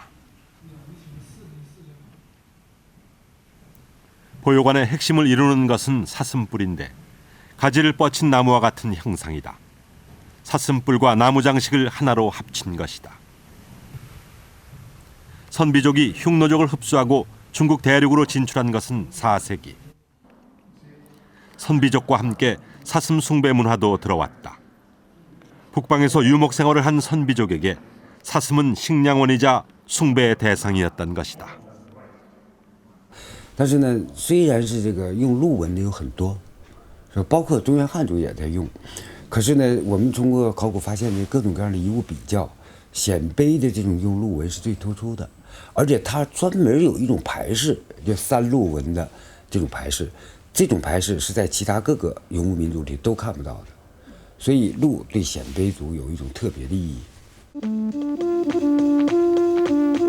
신라 금관의 사슴뿔과 나뭇가지 장식, 그것은 북방의 샤먼과 연결되어 있었다.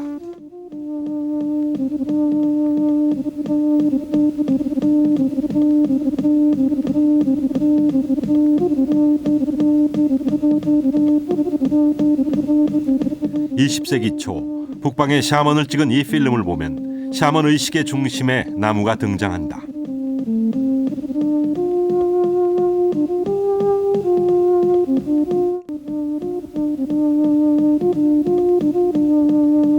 그들에게 나무는 성스러운 상징이었다. 샤먼의 영혼은 나무를 타고 올라가 하늘의 신에게도 도달한다고 믿었다. 수직으로 자라는 나무의 속성 때문에 하늘로 통하는 길로 인식한 것이다. Потому что вот у кочевников, опять-таки, шаман, он являлся посредником между Богом и людьми. Поэтому между предками, духов предков и людьми шаман являлся как посредником. А он вот эту связь проводил через дерево. То есть вот верхняя часть земли и нижняя часть земли, то есть это тоже считалось. 샤먼이 의식을 주재할 때 나무만큼이나 중요한 것이 또 있다.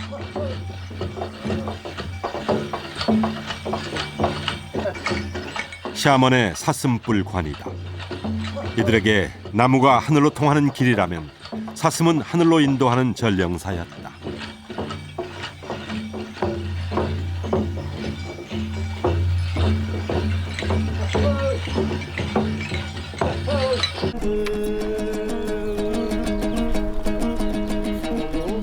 북방 초원지대에 널리 퍼져 있는 샤먼의 세계는 그들이 가장 왕성하게 활동한 고대 세계관을 반영한다.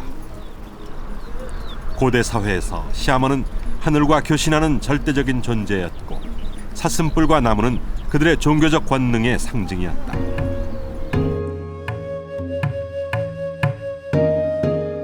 사르마트 지역에서 발굴된 왕관. 풍성한 나무와 사슴이 사실적으로 표현돼 있다. 종교적 권능의 상징인 나무와 사슴이 현실 세상을 다스리는 최고 권력자, 왕의 상징이 된 것이다. 그 왕들의 중요한 역할은 이 정치적 군사적 역할인 것 같습니다. 그러니까 군대를 통솔하고 그 사회 조직을 이끌어 나가는 것이 제일 중요했던 것 같습니다. 그러나 그런 것이 신의 뜻과 어긋나서는 또 신의 뜻을 따르지 않고서는 그것이 그 원만한 정치적 군사적 역할을 할 수 없다고 생각을 했고 그런 면에서는 이제 그 종교적인 역할도 자신의 그 정치 권력을 정당화하는 데 일조를 했던 것 같습니다. 나무와 사슴뿔 장식의 상징은 유라시아 초원지대에 널리 공유됐고 선비족을 거쳐 유라시아 동쪽 끝 신라까지 이어졌다.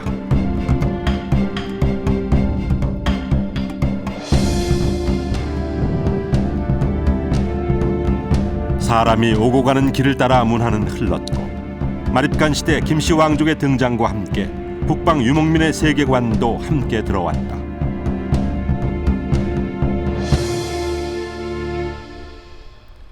하늘과 땅을 이어주는 절대 권력을 꿈꾼 김씨 왕족의 자취는 나정유적에서 확인됐다.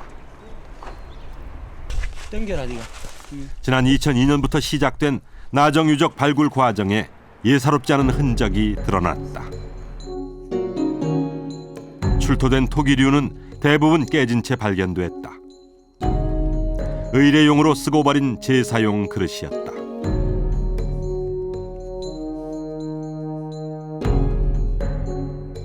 깨진 제기들이 발견된 곳은 거대한 규모의 건물이 있던 자리였다.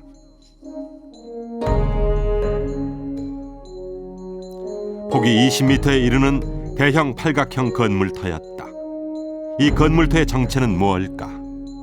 왕의 권력을 하늘과 연결시켜서 적절하게 건축으로 구성한다면 지금과 같이 팔각형 또는 원 그리고 그것을 둘러싼 사각형의 담장이라고 하는 폐쇄적인 그리고 신성한 그런 건축 구성으로 표현되는 것이 가장 적절하다고 생각합니다.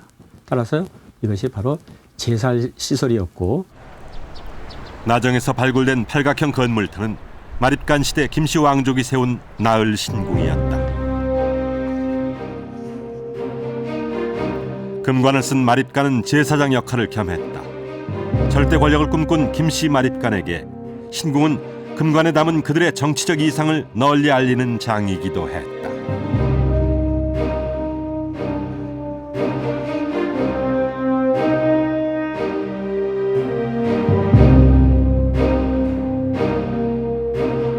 헌신에 대한 제사를 지내는 신궁을 제사 지냄으로써 자기가 하늘로부터 왕권을 신탁받았다는 이런 거를 이제 과시하고, 그러면서 박석김을 다 아우르는 그야말로 신라의 말간.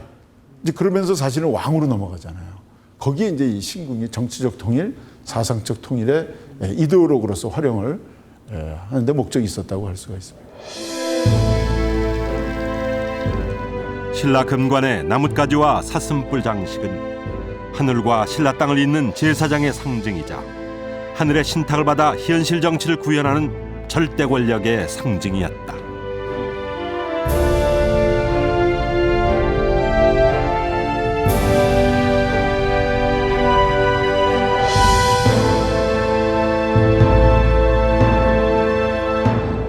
이곳은 신라 왕궁이 자리했던 반월성터입니다.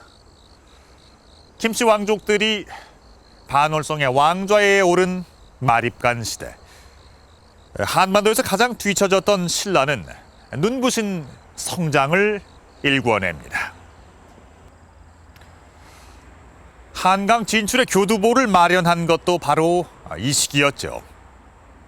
금관은 김씨 왕족과 그 운명을 함께 했다 해도 과언이 아닌데요. 그런데 왜 금관은 역사의 무대에서 사라지게 된 걸까요? 금관의 시대가 막을 내리게 된 그 이유를 지금부터 추적해 봅니다.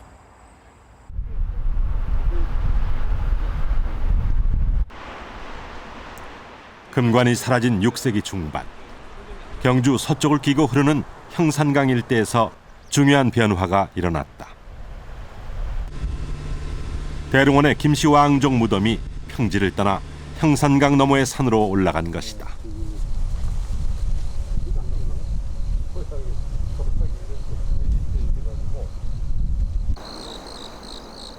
몇 그루의 소나무가 고개를 숙여 출입문을 만들어주는 곳에 작은 무덤이 있다.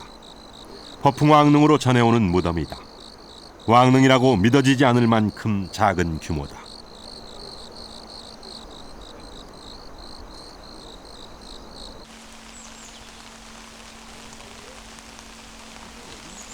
산으로 올라간 김씨 왕족의 무덤은 규모뿐만 아니라 내부 구조도 달라졌다.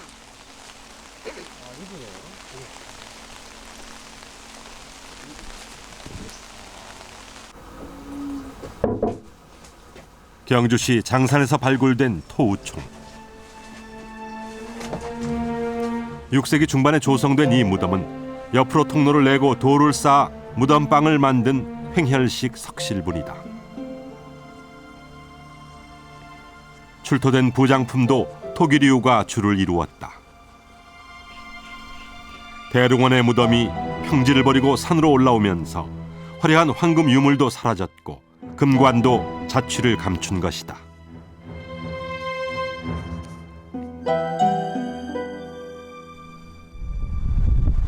그런데 금관의 마지막 흔적을 추적하던 중 예상치 못한 유물이 확인됐다. 동해시 추암동에서 공단을 조성하던 중 신라의 공동묘지가 발굴된 것이다. 그중 6세기 중반에 조성된 21호 무덤에서 금관의 마지막 흔적을 담은 유물이 나왔다. 무친이의 머리맡에서 발견된 것은 세월의 녹이 쓸어 청동색으로 변한 동관이었다. 동관의 장식은 간단하다. 관태에 나뭇가지 형상을 올린 것이 장식의 전부였다. 하늘의 신과 연결하는 통로의 상징인 금관의 나뭇가지 장식만 가져온 것 같았다. 동관과 함께 출토된 인고를 분석한 결과 그 주인은 여성이었다.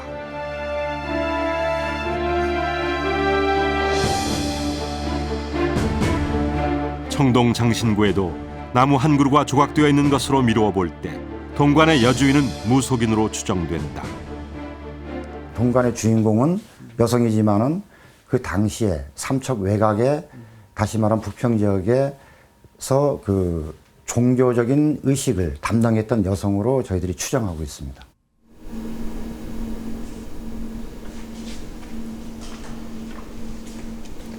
단양군 하리에서도 무속인의 동관이 발견됐다.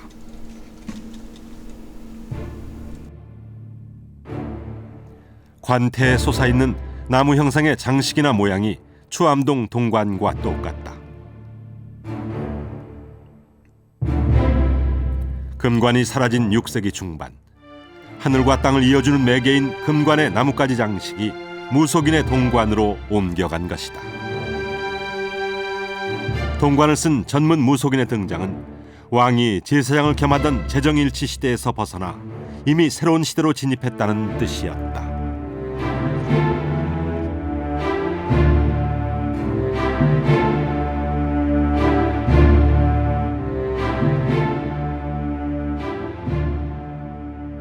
정치적인 색채가 완전히 사라진 거죠. 그리고 형태적으로도 이제 신라 사회에서 완전히 그러한 정치적 권위로서의 관이 더 이상 사용이 되지 않는 시기라는 거죠. 그렇다면 김씨 왕족은 금관의 정치적 기능을 무엇으로 대체한 걸까?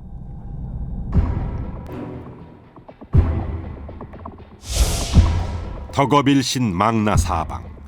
새로운 신라는 이 8글자에 담겨 있었다. 신라는 덕업을 쌓아 사방을 망라하겠다는 지증마릿간의 꿈을 담아 통일한 국호였다.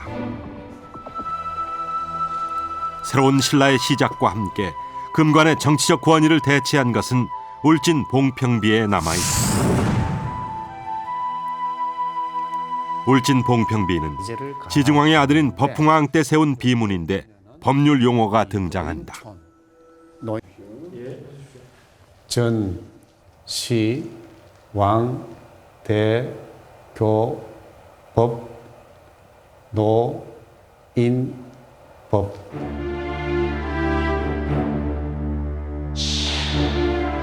금관의 권위에 기대었던 과거에서 벗어나 법으로 다스리는 통치 체계를 세운 것이다.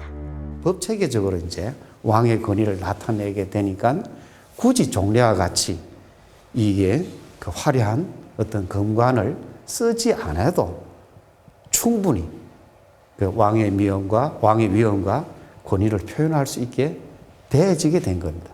이런 속에서 이른바 금속제로 금이든 금동이든 만든 관으로 쓰던 이 풍습이 바뀌어져 나간 게 아니겠느냐. 법흥왕이 법과 제도로 움직이는 체제를 구축하면서 신라 사회는 급속도로 달라졌다. 천전리 계곡은 1500여 년 전 신라인들이 즐겨 찾던 유원지다. 기울어져 가지고 이것이 보호될 수 있는 좋은 이곳에 당시 신라인들의 달라진 인식을 보여주는 기록이 있다고 해 확인해 보기로 했다. 구호들 이제 서론도 계곡에 위치한 거대한 바위벽, 세로 2m, 가로 8m 크기의 암벽은 선사시대에 새긴 다양한 무늬와 암각화로 가득하다. 바로 그 암각화 아래쪽을 눈여겨보면 한자가 빼곡하게 새겨져 있다. 신라인들이 새긴 명문이다. 나타나지 않습니다. 그 을사전 사탁 우봉 성 이 글자가 또렷하게 나타나는데 성 법흥 대왕. 이 글자가 새겨진 것은 535년. 당시 신라 사회에서 법흥왕은 단순한 왕이 아니라 대왕으로 통한 것이다. 530년대 와가지고 법흥왕이 성법흥 대왕이라고 했다라고 하는 것은 그런 위상의 수준을 한 단계 뛰어넘는 이제는 부장의 수준이 아니라 대왕의 수준으로, 다른 부장은 왕급이라고 한다면 신라 국왕 법흥대왕은 대왕이라고 칭하면서 다른 왕들보다 한 단계 높다는 이제 초월자적인 위치로 부상했음을 보여주는 그 상징적인 표현이 법흥대왕이 또는 태왕이라고 하는 이런 호칭이라 하겠습니다. 서라벌에는 마립간 시대의 거대한 무덤 대신 통치 이념의 기반이 되는 사찰이 들어섰다. 황룡사는 불교 공인 후 서라벌에 조성한 신라의 첫 국가 사찰이었다.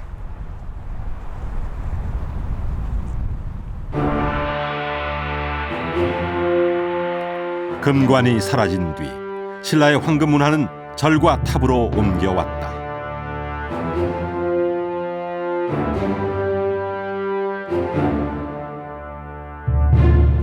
신라는 새로운 국가 체제로 진입했고 절과 탑은 그 상징이었다.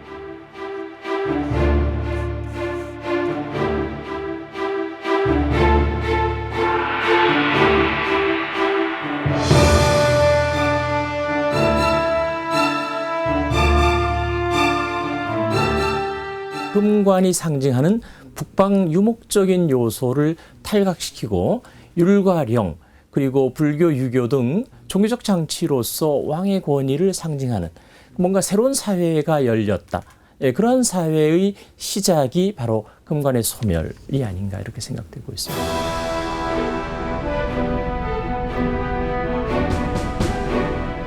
김씨 왕족의 무덤이 대릉원의 평지에서 산으로 올라가는 동안, 신라의 왕도에 절과 탑이 들어서는 동안 북방 유목민의 세계관은 잊혀졌다.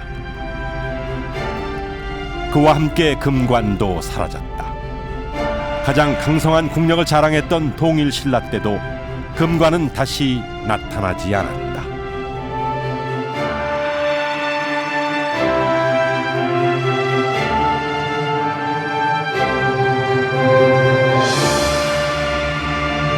성스러운 나뭇가지와 황금의 사슴뿔. 신라 왕관은 초원의 기억을 간직하고 있었던 마립간 시대에만 존재한 유산이었습니다. 고대 국가 체제를 굳건히 한 6세기 중반, 신라 김씨 왕족들은 마침내 금관을 내려놓았고 초원을 달렸던 그들의 과거도 금관과 함께 묻혔습니다. 대릉원에서 출토된 신라 금관은 이처럼 잊혀진 과거의 기억을 오늘날에 되살려주는 역사의 블랙박스였던 것입니다.